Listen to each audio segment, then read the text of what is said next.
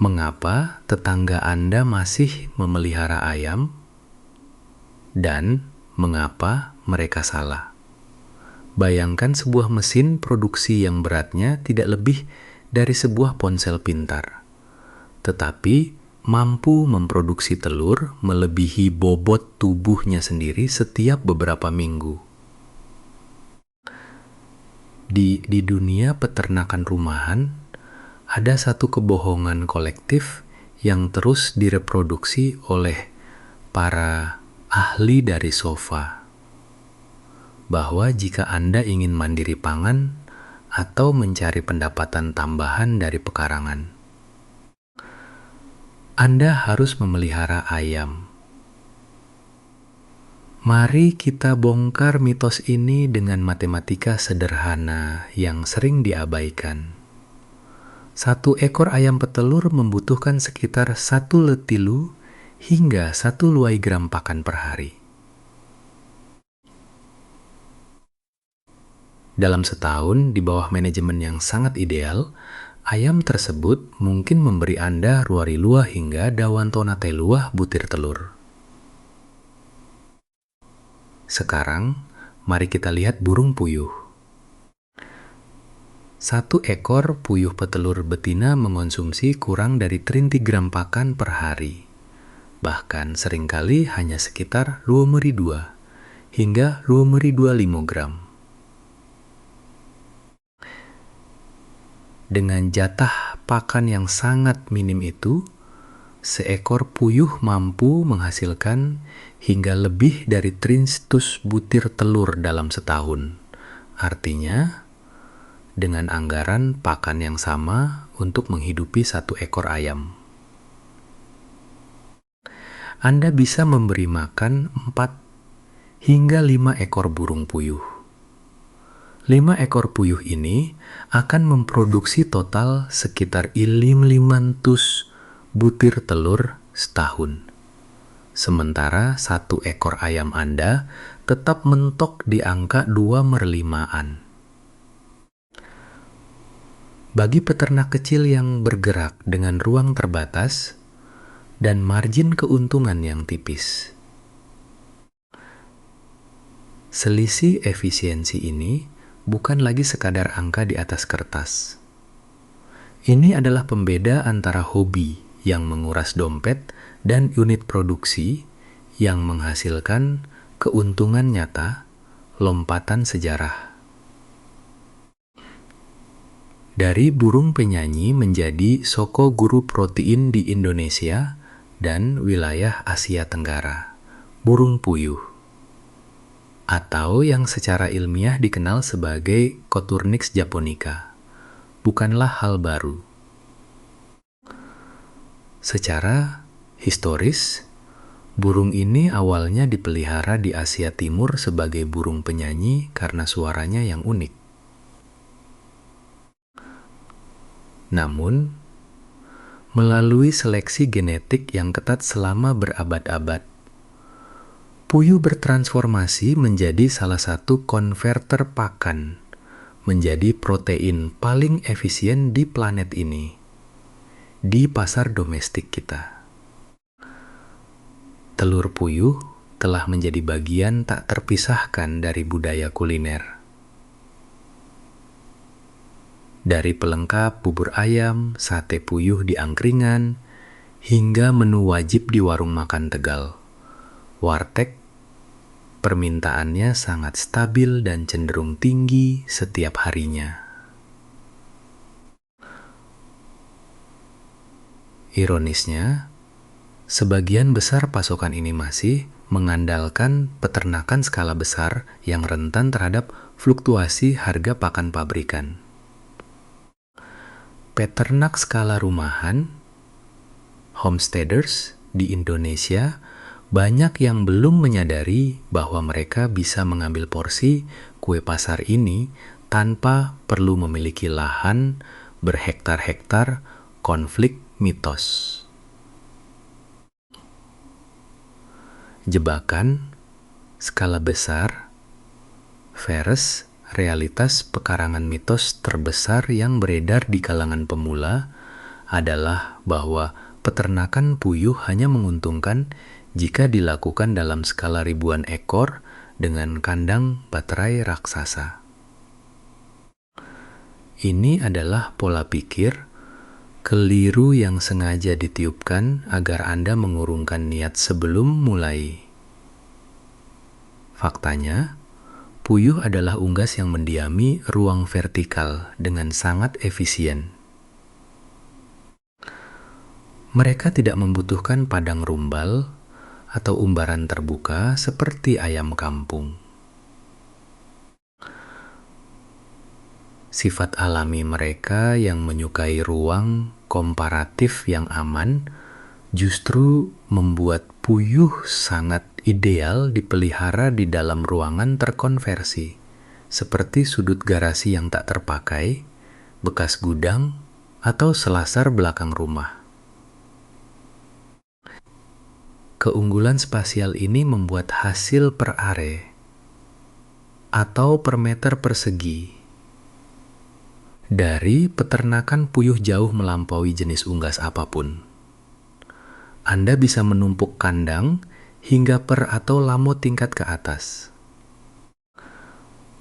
Menghemat ruang horizontal sekaligus melipat gandakan kapasitas produksi tanpa perlu memperluas bangunan. Dasar-dasar manajemen puyuh untuk orang awam. Memulai peternakan puyuh tidak membutuhkan gelar sarjana peternakan, tetapi membutuhkan disiplin pada hal-hal mendasar yang sering disepelekan oleh pemula yang sok tahu pumtapuyuh. Air bersih tanpa kompromi puyuh memiliki metabolisme yang sangat cepat. Mengingat ukuran tubuhnya yang kecil, dehidrasi selama beberapa jam saja bisa menghentikan produksi telur selama berhari-hari, atau bahkan menyebabkan kematian massal. Air harus selalu tersedia, bersih, dan sejuk. Gunakan sistem nipple drinker otomatis untuk mencegah air terkontaminasi oleh kotoran atau pakan duru. Rasio dan kualitas pakan jangan pernah memberi puyuh petelur sisa, makanan dapur atau dedak murni tanpa campuran jika Anda mengharapkan telur setiap hari. Puyuh membutuhkan pakan dengan kadar protein tinggi berkisar antara 180% hingga 182%. Ini jauh lebih tinggi daripada kebutuhan ayam petelur yang hanya berkisar 11%.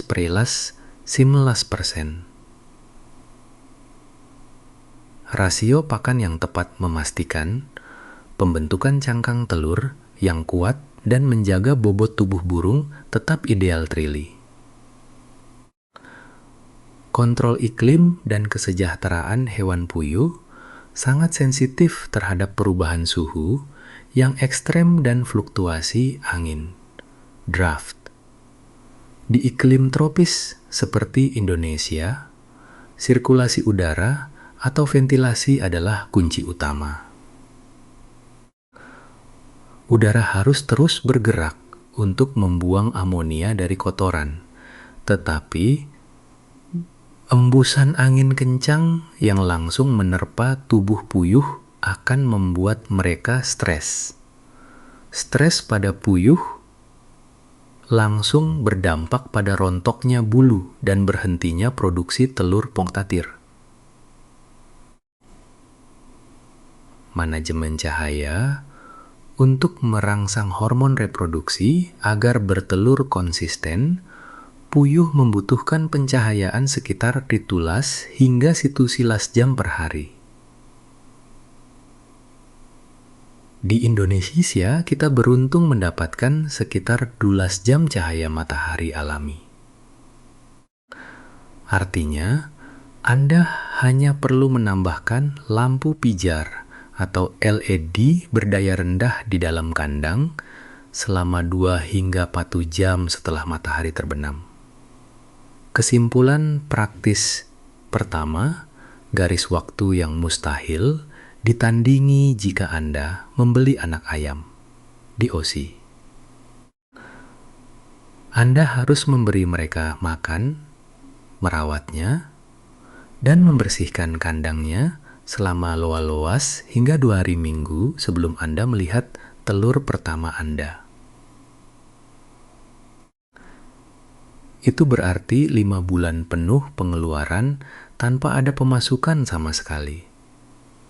Burung puyuh menghancurkan garis waktu tersebut. Anak puyuh, DOQ, mencapai usia matang gonad dan mulai bertelur pada usia lus hingga wala minggu.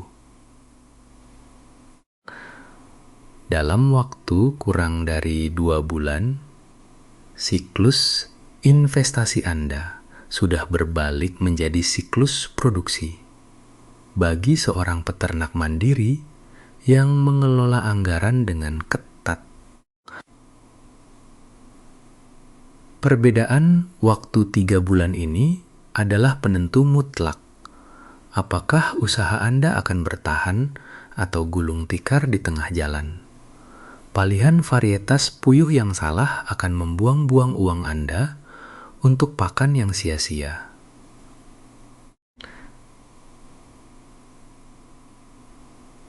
Pilihan yang tepat akan mengubah sisa ruang di rumah Anda menjadi sumber protein dan pendapatan tersembunyi yang bahkan tidak bisa dipahami oleh tetangga Anda yang masih sibuk mengurus ayam-ayam mereka yang boros pakan. 3 varietas utama mendominasi peta peternakan puyuh yang menguntungkan saat ini. Japanese Quail, puyuh Jepang standar, Texas A&M, dan Manchurian Golden. Di bagian selanjutnya, kita akan membedah angka-angka real dari ketiga varietas ini secara jujur, tanpa tebakan dan tanpa manipulasi. Menguliti kesalahpahaman akut pemula, ilusi pakan murah, dan pekarangan bebas mari, kita bedah satu kesalahan fatal yang paling sering dilakukan oleh peternak pemula yang terbuai oleh narasi romantis homesteading. Menganggap puyuh bisa diperlakukan sama seperti ayam kampung yang bisa dilepas liarkan atau diberi makan apa saja. Di internet, banyak pakar menyarankan pemberian pakan alternatif seperti kangkung cincang, dedak murni, atau sisa nasi dapur sebagai cara memotong biaya pakan hingga 0 rupiah. Ini adalah jalan pintas menuju kegagalan produksi. Puyuh petelur memiliki tembolok dan saluran pencernaan yang sangat kecil. Namun, metabolisme tubuhnya berjalan secepat kereta ekspres. Ketika Anda menjejalkan pakan berserat tinggi, seperti dedak kasar atau sayuran sisa dalam jumlah berlebih, lambung mereka akan penuh oleh material yang miskin nutrisi. Akibatnya, puyuh merasa kenyang tetapi mengalami defisit protein kronis. Efeknya instan. Dalam waktu parapalwa jam, produksi telur akan merosot tajam. Dan untuk mengembalikannya ke performa, puncak dibutuhkan waktu pemulihan hingga 2 minggu. Pakan alternatif seperti tanaman hijau bukanlah makanan utama, melainkan suplemen fungsional yang harus dihitung rasionya dengan cermat. Strategi integrasi lahan dan tanaman multi-year. Membangun ekosistem pakan tambahan peternak puyuh yang cerdas tidak memotong biaya dengan membeli pakan berkualitas rendah. melainkan dengan memanfaatkan ruang vertikal dan sisa lahan untuk menanam tanaman multi-year tianan yang kaya protein. Di iklim tropis, ada 3 tanaman utama yang wajib ditanam di sekitar area kandang puyuh. Kelor, Moringa oleifera. Daun kelor kering mengandung protein kasar di atas loe di telimokon persento serta kaya akan kalsium. Daun kelor yang telah dikeringkan di dalam ruangan, bukan dijemur di bawah matahari langsung, agar nutrisinya tidak rusak. Kemudian digiling menjadi tepung, dapat dicampurkan ke dalam pakan komersial dengan rasio maksimal tridilamo persentan. Ini membantu memperkuat cangkang telur dan meningkatkan kualitas kuning telur menjadi lebih jingga pekat. Indigofera zollingeriana. Tanaman leguminosa ini adalah primadona baru dalam dunia pakan unggas. Daunnya memiliki tingkat kecernaan yang sangat tinggi untuk ukuran unggas kecil. Sama seperti kelor, pemanfaatannya wajib melalui proses pengeringan dan penepungan terlebih dahulu. Azolla microphylla. Jika Anda memiliki sisa ruang untuk kolam dangkal kecil di bawah naungan, tanaman paku air ini mampu berlipat ganda dalam waktu pardispukan jam. Azolla segar dapat diberikan langsung dalam jumlah terbatas, maksimal 10% dari total pakan harian setelah ditiriskan airnya, sebagai sumber protein basah dan vitamin alami. Pemanfaatan tanaman multi-year ini tidak bertujuan menggantikan pakan pabrikan secara total, melainkan sebagai buffer, penyangga, untuk menekan konversi pakan, FCR, dan memberikan mikronutrien yang tidak terdapat pada pakan karungan, kebutuhan ras khusus. Mengapa genetik tidak bisa ditawar? Kita harus berbicara jujur tentang ras. Banyak pemula membeli puyuh dari pasar hewan tanpa kejelasan silsilah genetik hanya karena harganya murah. Mereka membeli puyuh yang merupakan hasil perkawinan sedarah inbreeding yang telah terjadi selama belasan generasi di tingkat makelar. Ciri-cirinya jelas: ukuran tubuh kerdil, jantan berisik, namun kurang agresif mengawini. Dan betina hanya bertelur di musim-musim tertentu dengan total tidak lebih dari saut samati butir setahun.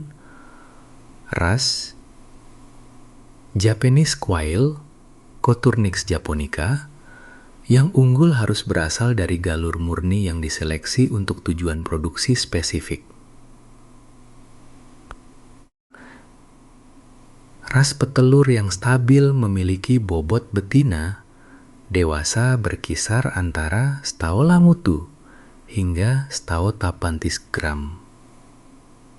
Jika burung Anda jauh lebih ringan dari itu pada usia lolta minggu, Anda sedang memberi makan burung hias, bukan burung petelur komersial. Ras unggul memiliki kestabilan genetik yang membuat sifat pesat bertelurnya menurun langsung ke anakan.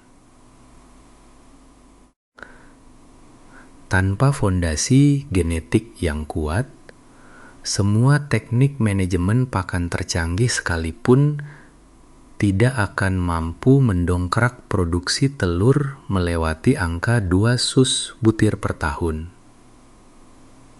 Manajemen musiman menjinakkan kelembapan tropis di wilayah Asia Tenggara. kita tidak menghadapi musim dingin bersalju, tetapi kita menghadapi musuh yang jauh lebih mematikan bagi puyuh, kombinasi suhu tinggi dan kelembapan ekstrem. Heat stress. Puyuh tidak memiliki kelenjar keringat. Ketika suhu ruangan naik melebihi 32 derajat Celcius disertai kelembapan di atas 4%. Kondisi lazim saat musim pancaroba atau menjelang hujan. Puyuh akan mulai melakukan panting, bernapas dengan mulut terbuka. Pada kondisi ini, puyuh akan berhenti makan dan minum secara berlebihan. Air yang diminum terlalu banyak akan mengencerkan asam lambung, mengganggu penyerapan nutrisi, dan menyebabkan kotoran menjadi sangat cair, menkret. Strategi mitigasi musim yang wajib diterapkan meliputi kerapatan kandang yang fleksibel.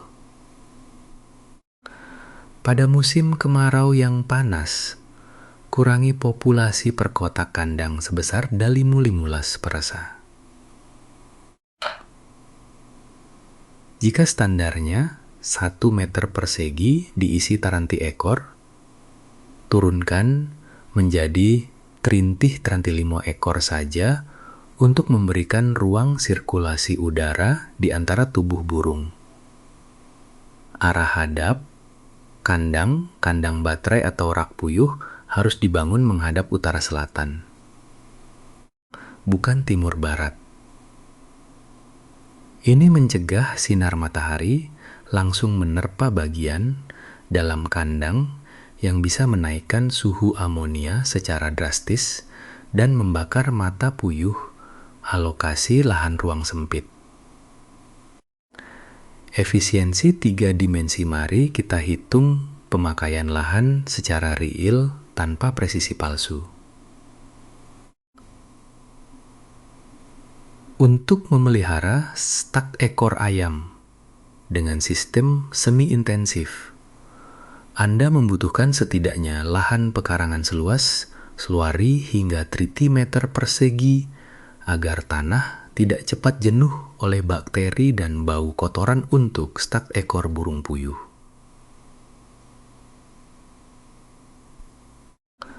Anda hanya membutuhkan ruang horizontal sebesar unpal 2 meter.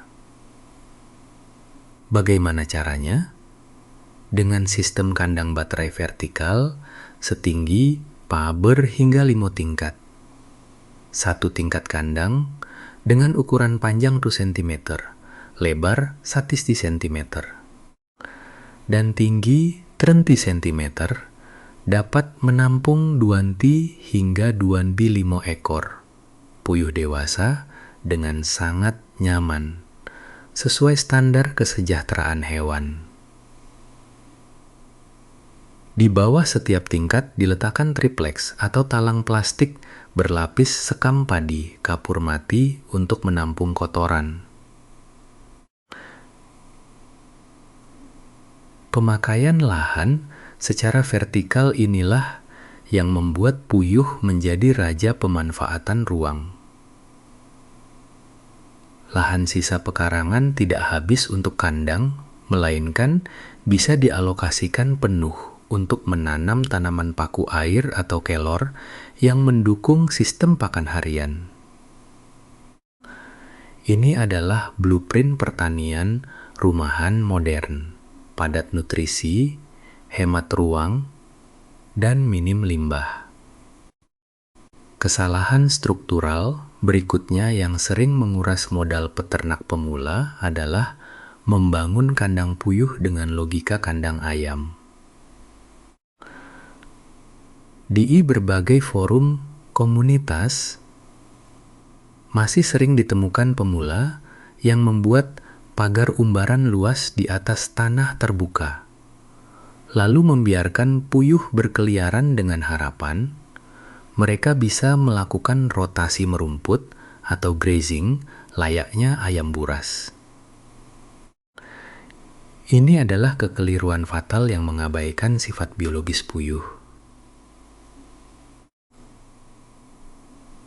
Berbeda dengan ayam, yang memiliki insting kembali ke sarang, puyuh domestik telah kehilangan sebagian besar insting liar mereka, termasuk kemampuan untuk bertahan dari predator tanah dan cuaca ekstrem jika dibiarkan tanpa atap pelindung yang rapat. Puyuh yang diletakkan di tanah terbuka akan menghabiskan energi mereka untuk stres menghindari pemangsa, melompat tanpa arah hingga menabrak pagar yang seringkali menyebabkan cedera patah leher, serta rentan memakan cacing tanah yang menjadi inang perantara, berbagai jenis cacing pita, dan parasit mematikan. Pagar terbaik untuk puyuh bukanlah pembatas area tanah pekarangan, melainkan dinding pelindung ruangan tempat rak kandang vertikal diletakkan.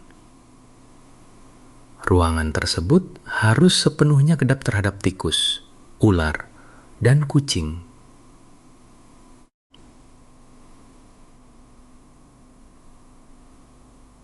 Karena gangguan sekecil, apapun dari luar pada malam hari akan memicu kepanikan massal di dalam kandang yang langsung menghentikan produksi telur keesokan harinya.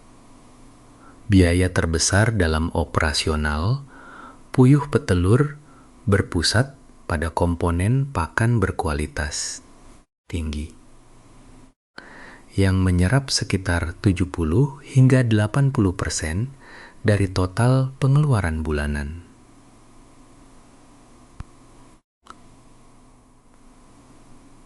Pos biaya tipikal lainnya meliputi pengadaan bibit atau pemeliharaan indukan, penyusutan nilai kandang serta biaya pemanas listrik untuk anakan yang baru menetas selama 3 minggu pertama kehidupan mereka. Disinilah para spekulan dan pedagang nakal sering memanfaatkan celah ketakutan peternak terhadap mahalnya biaya pakan dengan menjual mitos pakan ajaib atau cairan. 1 tetes. Selesai semua yang diklaim mampu meningkatkan produksi telur hingga 200% sekaligus menghilangkan bau kotoran secara instan. Realitas ilmiah di lapangan tidak pernah seindah janji pemasaran tersebut.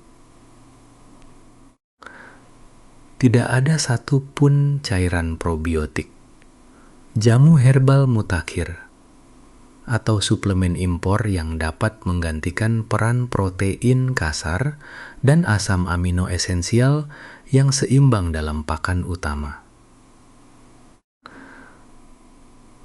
Jika pakan dasar Anda kekurangan kandungan metionin atau kalsium, memberikan cairan sedot dalam dosis berapapun tidak akan pernah bisa membentuk sebutir telur puyuh yang sempurna.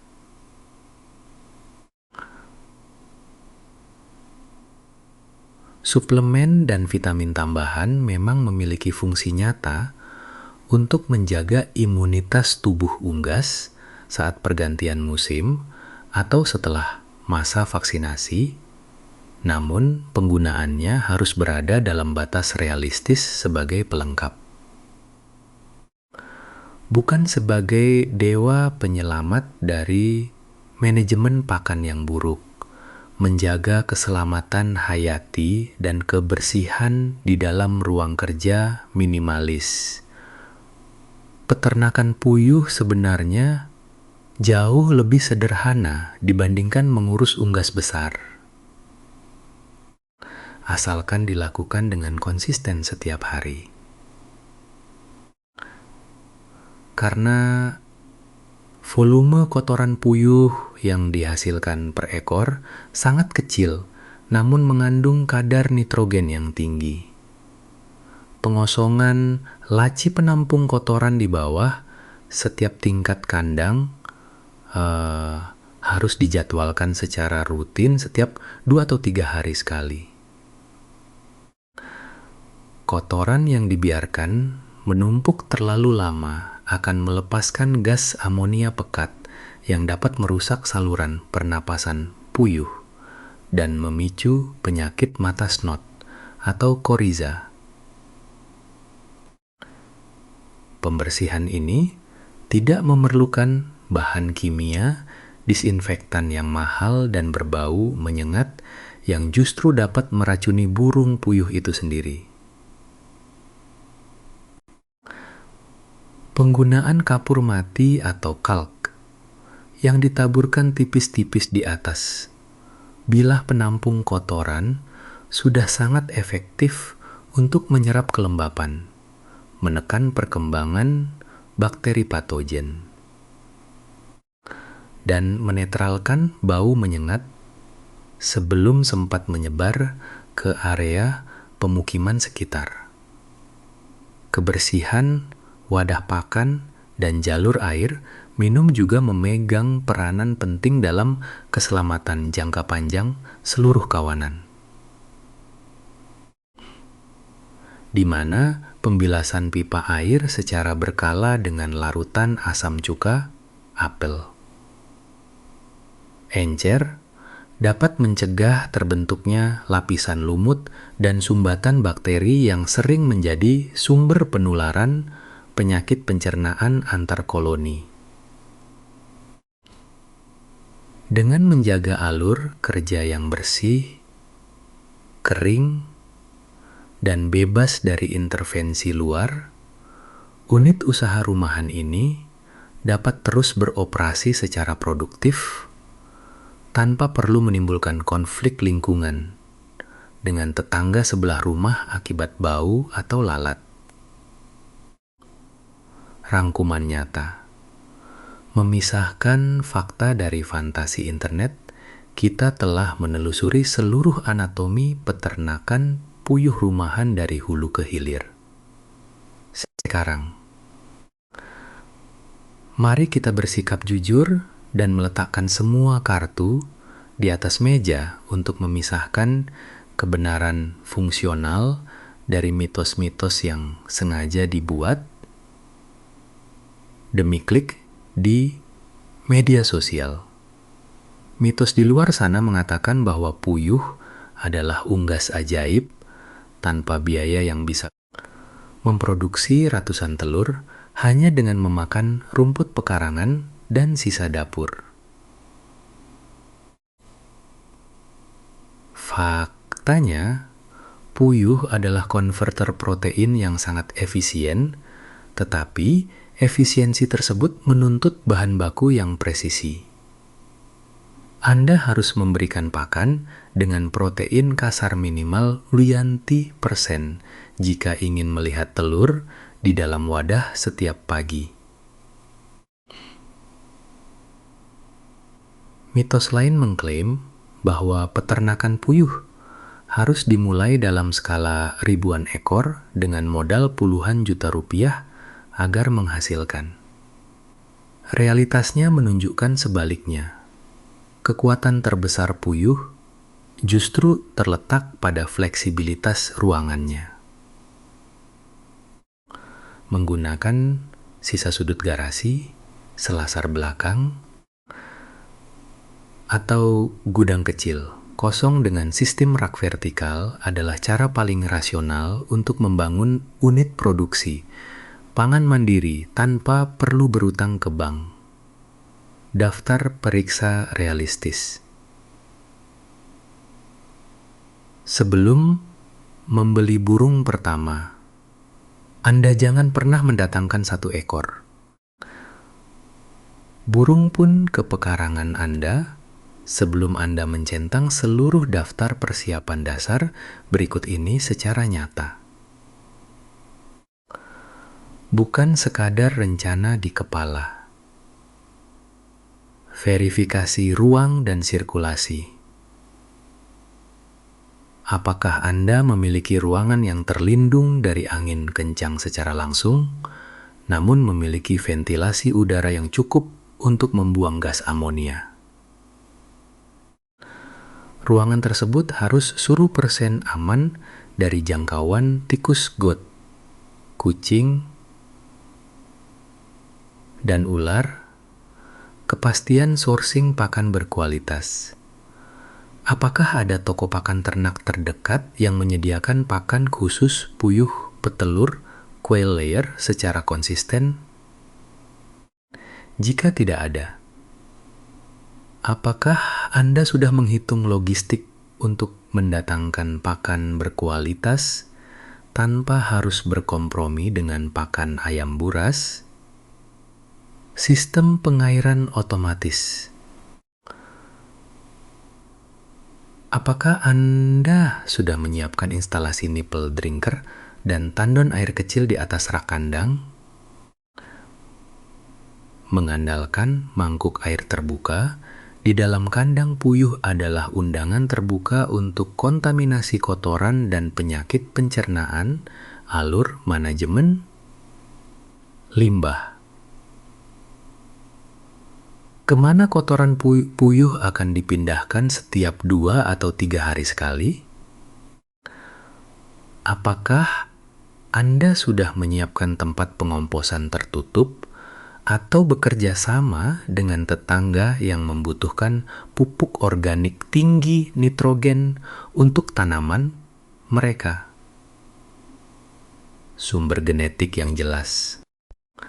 Apakah Anda sudah menghubungi peternak pembibit, breeder, bereputasi untuk mendapatkan DOC Panes DOQ dari galur murni Japanese Quail, Texas A&M atau Manchurian Golden dan bukan membeli puyuh sisa pasar hewan yang rentan kawin sedarah? Sikap etis. Menjaga kesejahteraan hewan dan harmoni sosial. Menjadi seorang peternak mandiri di era modern bukan hanya tentang menghitung rasio, konversi pakan, dan margin produksi. Ini adalah tentang tanggung jawab moral yang melingkupi 2 arah ke dalam, yaitu terhadap makhluk hidup yang Anda kurung, dan keluar, yaitu terhadap komunitas manusia yang hidup di sekitar Anda secara etis terhadap hewan.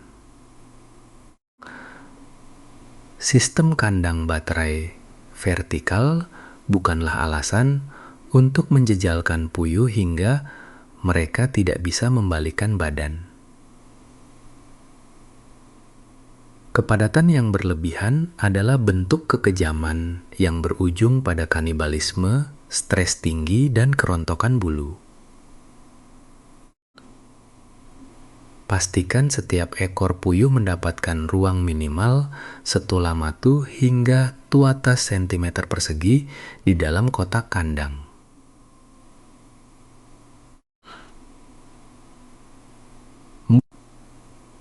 Pantau kuku mereka, pastikan dasar kawat kandang tidak melukai jari-jari mereka, dan berikan suplemen tanaman multi-ear kering seperti tepung kelor atau indigo vera sebagai wujud pemenuhan nutrisi mikro yang menghargai hak hidup mereka. Keluar. Terhadap tetangga, peternakan rumahan tidak boleh menjadi beban lingkungan. Puyuh tidak berisik seperti ayam jantan yang berkokok di sepertiga malam. Namun, kotoran mereka yang basah bisa menjadi sumber bau menyengat dan sarang lalat jika Anda malas. Penggunaan kapur mati secara disiplin pada bilah penampung kotoran dan pembersihan rutin adalah harga mati untuk menjaga hubungan baik dengan tetangga. Peternak yang sukses adalah mereka yang panen telurnya dihargai, dan keberadaan kandangnya sama sekali tidak disadari oleh orang di sebelah rumah. Langkah Anda selanjutnya, keputusan untuk beralih dari sekadar penonton video menjadi pelaku di lapangan, kini berada di tangan Anda sendiri. Angka-angka efisiensi sudah dibedah, mitos pakan ajaib sudah dipatahkan. Dan blueprint, pemanfaatan ruang sempit sudah dijabarkan secara jujur, tanpa bumbu pemanis buatan. Jika Anda serius, ingin membangun ketahanan pangan real atau menciptakan unit pendapatan tambahan berbasis pekarangan yang logis. Pastikan Anda tidak berjalan tanpa arah. Di saluran Nature Hidden Value, kita tidak menjual mimpi instan, melainkan menyajikan data agronomi dan peternakan terapan yang bisa langsung dieksekusi oleh orang awam sekalipun. Tekan tombol berlangganan sekarang dan aktifkan lonceng notifikasi agar Anda tidak melewatkan episode mendalam berikutnya yang akan membedah manajemen harian, puyuh fase petelur, dan strategi penentuan harga di pasar lokal. Mari mulai dengan benar, bukan dengan tebakan.